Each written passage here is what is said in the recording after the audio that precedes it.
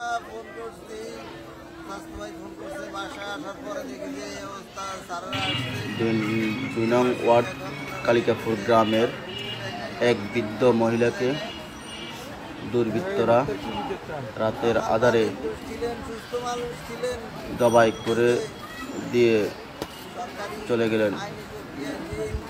দেশবাসীর আকুল আবেদন,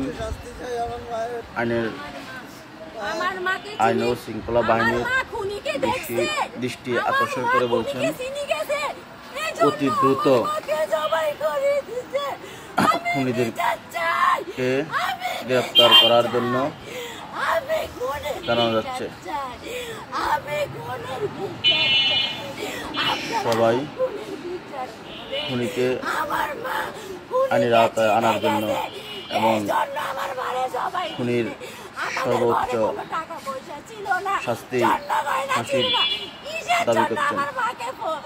ধন্যবাদ সবাইকে। আজকে আমার বাসায় এই ঘটনা হয়েছে, প্রত্যেকটা ঘরে ঘরে হবে। আমি বিচার চাই, আমার মায়ের খুনের বিচার চাই। আপনারা আমার মারে দেখতে দেন।